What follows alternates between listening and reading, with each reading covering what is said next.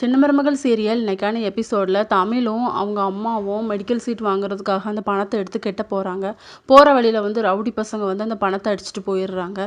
ஊர் மக்கள் வந்து துரத்துறாங்க. அப்போ என்னாச்சுன்னு சொல்லி செய்து கேட்குறாங்க. இல்லை பணத்தை வந்து பிடுங்கிட்டு போகிறான் திருட்டு பசங்க அப்படிங்கிற மாதிரி சொன்ன உடனே இவர் வந்து வழிமறித்து அவங்கள அடித்து போட்டுட்டு அந்த பணத்தை கொண்டு வசந்திக்கிட்ட கொடுக்குறாங்க.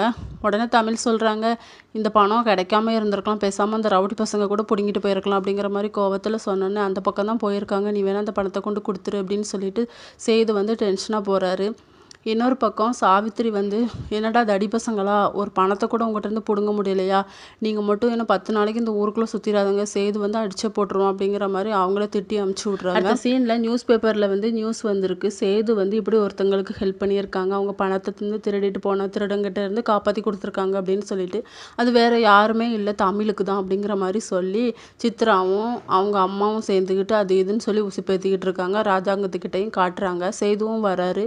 அப்போ என்ன பழையபடி பாசம் வந்துட்டா அப்படிங்கிற மாதிரி சொன்னேன், எதுவுமே தெரியாமல் பேசாதீங்க, யாராக இருந்தாலும் ஹெல்ப் பண்ணி தான் செய்வேன் அப்படிங்கிற மாதிரி சொல்லிடுறாரு. இதோட இன்னைக்கான எபிசோட் முடியுது.